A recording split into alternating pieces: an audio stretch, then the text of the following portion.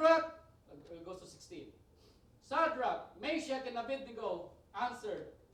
Misael, Hananiah, and Azariah said, O Nebuchadnezzar, our king, your king, their king, the king of this Babylonia. O Nebuchadnezzar, they said, we have no need to answer you in this matter. Just like we don't care what you say. They have no respect, brother Stanley. No respect. There's no respect. Verse 17, for if so, our Elohim, whom we serve, is able to deliver us from the burning furnace of fire and from your hand, O sovereign king. He does deliver. Thank you. And verse 17, but if not, this is the fate of those who says they are the servants of Father. But even if it is not, let it be known to you, O king, that we will not serve your Elohim. No. Nor do we bow down to the gold image which you have set up. That's right. They did not only defy the king, they mocked the king. If there's bold in this Bible, I believe these three are the one of the bold. Now, we heard a while ago that these things are written for us to understand and get something from it. Yes.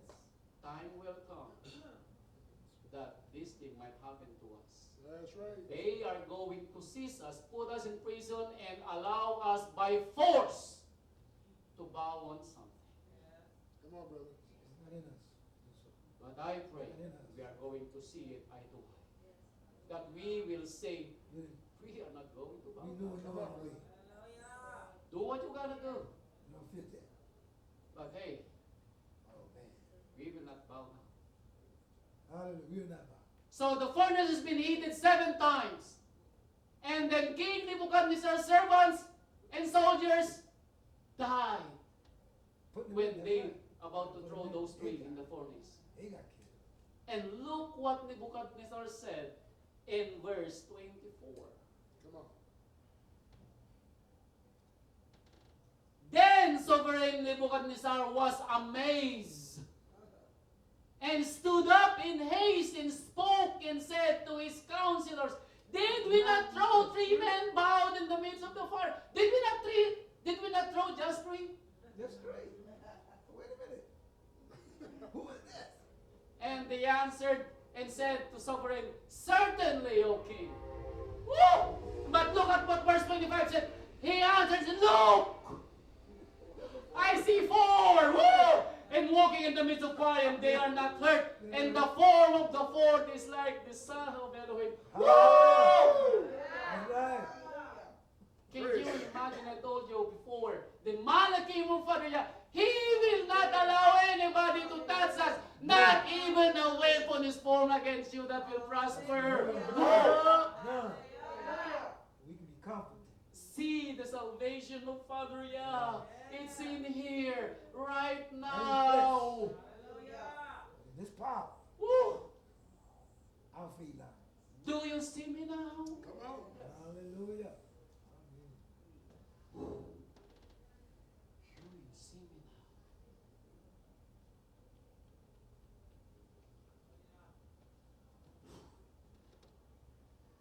now? Next, the story of Kippur. Come on. You know Kippur. Yeah. If there's a talkative apostle, it is Kippur. Not because he just talkative, he just want to learn. He just keep on asking. And because of that, because of his wanting to know more about our master, he was chosen to be the leader of the apostles. That's right. Hallelujah.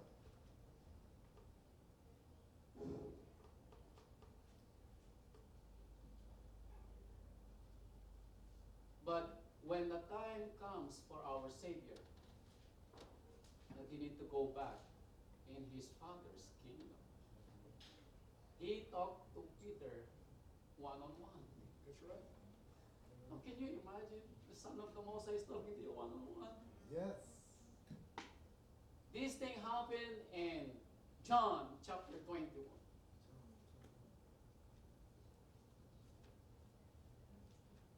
I will start in verse 15. When therefore they had eaten breakfast, Yeshua said to Simon, Kippa, Come on. Shimon, son of Yonah, do you love me more than this? Come on. You know, Peter just answered quick without even thinking. Kippa said, Master, you know that I love you. That's a quick answer, isn't it? And our master said, feed my lambs. Come on. Now Peter thought that's it. But in verse 16, he said to him again the second time, Shimon, son of Yonah, do you love me? Oh, why on earth our master asked Kippa the second time? But you know, as usual, Peter answered him quick. He said to him, yes, master, you know that I love you. And our master said to him, shepherd my sheep. And Peter thought that's it. But then the third time, you know, there's something when our master gave you twice. But for the third time, he's trying to point to something. In verse 17, he said, and he said to him the third time, Simon, son of Yonah, do you love me? Now Kippa was sad, because as if our Savior is not even believing what Peter is saying. Because he said to him the third time, do you love me? And he said to him, Master, you know all. You know that I love you. And Yeshua said to him, feed my sheep. Now, why on earth our master rabbi asked Peter 3 times, do you love me? Now, I'm asking you the same thing. Do we love him? Now, you know, there are 5 types of love according to the Come on, baby. definition and the meaning of it. That there are types of love, 5 types. The first type, the so-called philia. The love of philia is the love for your friends. So when you feel love with somebody else that is just your friend, the Greek said it's philia. The second one is said the love feels for the family. All of us know we love our family. In Greek, we call it that's storge. And then the third one is said the one that you feel love about your mate. I will not call it mate because America invented that word, mate. About your wife. Come on, brother. About your husband. It's not mate. Mate is something you just cook, you just whatever. We call that eros. Yes. And then the last one is we call the philautia. And that is the love for oneself. Now the reason why our master asked Peter 3 times because our master knows these are the 4 types of love that Peter has. Peter don't have yet the 5th one, which is the agape love. Hallelujah. Agape is the love of Father Yah. Yeah. So if you don't have Father Yah yet in you, you will never have this love. Hallelujah. Right, hallelujah. The 4 love that you think you know it, it's nothing. That's why it is written, if you love your mother, your father, your wife, your husband, your children, Come on. your family, your belongings, your properties here on earth more than me. You are not worthy of my love. Hallelujah. I gave my life, my only begotten's life to you. My only begotten son's life to you. What will you give? And the only thing that we can give is if we have Father Yahweh. That's right. Because His Spirit can only see and love His Spirit. And if we don't have that spirit of love in us, that Father Yahweh gave, we don't have this begotten. That's right. Hallelujah. And Father Yahweh don't care about those four first Four. types of love. He don't care about those things. That's why He asked Peter 3 times.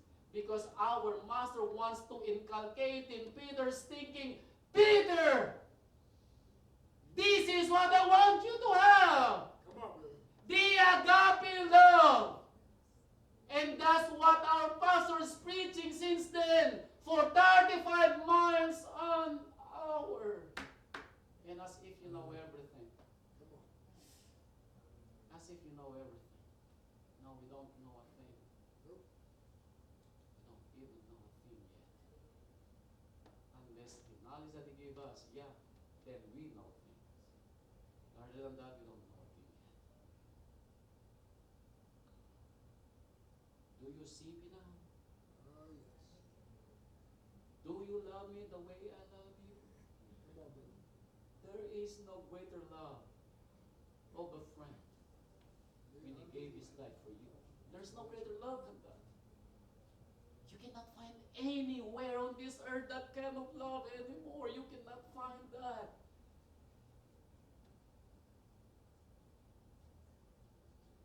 He gave His life for you, Thank you, Father. His friend, for me, His friend. Do you see Him now?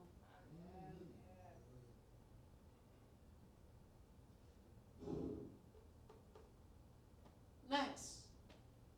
Am I going to stop, Mother? Am I going to stop? Now we just stop when He tells you to stop, isn't it? It's 3:20. I'm almost. Next. The story of Saul and Silas. Come on. You know Saul? If there's an apostle in the Bible who suffered so much, it is Saul. Saul dedicated half of his lifetime preaching the word. Yes, he did. He wrote 14 books of the New Testament. And the new so-called New Testament only consists of 27 books. And he wrote 14 of them. Hallelujah. That's why Saul said, this suffering I had, not even compared to what I'm going to receive. That's what Saul said. You know Saul and Silas, when they preach the word, people are